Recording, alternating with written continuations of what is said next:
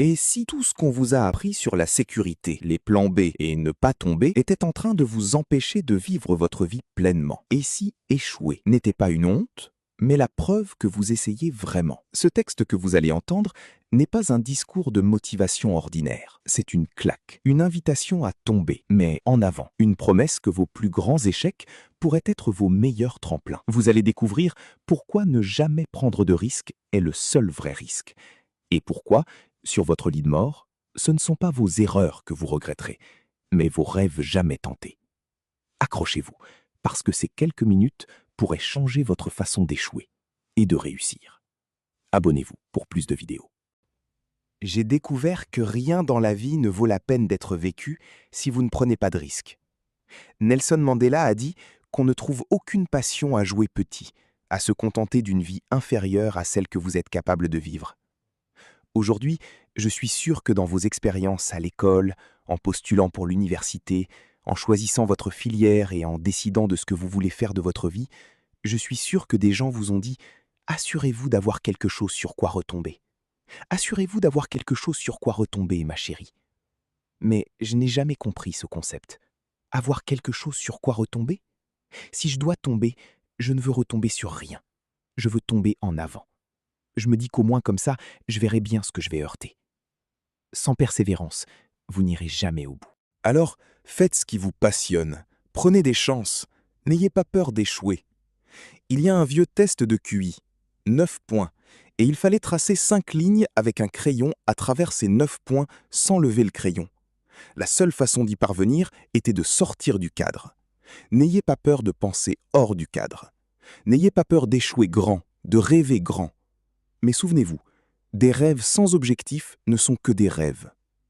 Reggie Jackson a fait 2600 retraits au bâton dans sa carrière, le plus grand nombre de l'histoire du baseball. Mais on n'entend pas parler des retraits, les gens se souviennent des coups de circuit. Tomber en avant. Thomas Edison a mené 1000 expériences ratées. Est-ce que vous le saviez? Moi, je ne le savais pas. Parce que la 1000 première, c'était l'ampoule électrique. Tomber en avant. Chaque expérience ratée vous rapproche un peu plus du succès. Il faut prendre des risques, et je suis sûr qu'on vous a déjà dit ça, mais je veux vous expliquer pourquoi c'est si important. Vous échouerez à un moment de votre vie. Vous perdrez.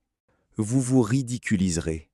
Vous serez nul dans quelque chose. Aucun doute là-dessus. Et je sais que ce n'est probablement pas un message traditionnel pour une cérémonie de remise de diplôme, mais je vous dis, acceptez-le. Parce que c'est inévitable.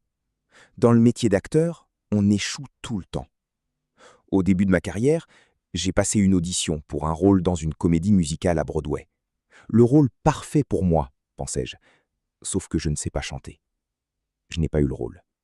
Mais voilà, je n'ai pas abandonné. Je n'ai pas fait de repli.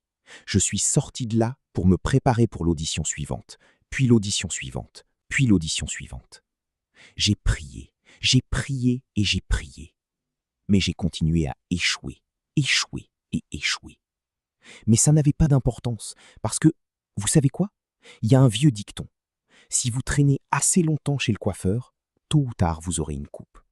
Alors, vous finirez par avoir une chance. Et j'ai eu une chance. L'année dernière, j'ai joué dans une pièce appelée Fences à Broadway.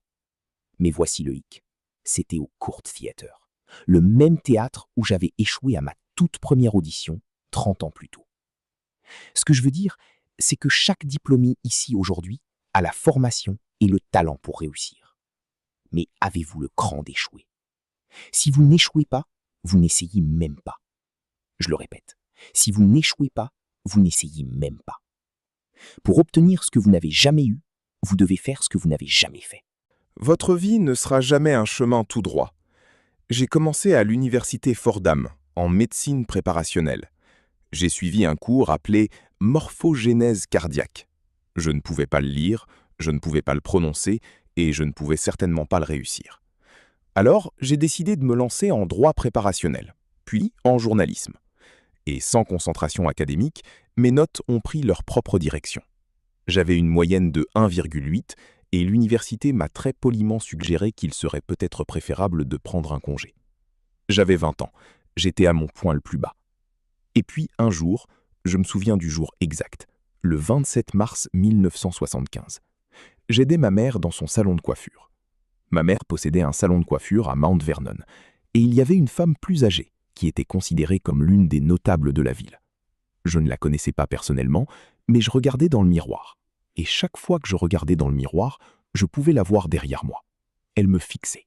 Elle n'arrêtait pas de me regarder. Chaque fois que je la regardais, elle me faisait ces drôles de regards. Finalement, elle a enlevé le séchoir de sa tête et a dit quelque chose que je n'oublierai jamais. Elle a dit « Jeune homme, j'ai une prophétie spirituelle. Votre vie ne sera jamais un chemin tout droit. J'ai commencé à l'université Fordham en médecine préparationnelle. J'ai suivi un cours appelé morphogénèse cardiaque. Je ne pouvais pas le lire, je ne pouvais pas le prononcer et je ne pouvais certainement pas le réussir. Alors j'ai décidé de me lancer en droit préparationnel, puis en journalisme. Et sans concentration académique, mes notes ont pris leur propre direction. J'avais une moyenne de 1,8 et l'université m'a très poliment suggéré qu'il serait peut-être préférable de prendre un congé. J'avais 20 ans. J'étais à mon point le plus bas. Et puis un jour, je me souviens du jour exact, le 27 mars 1975. J'aidais ma mère dans son salon de coiffure.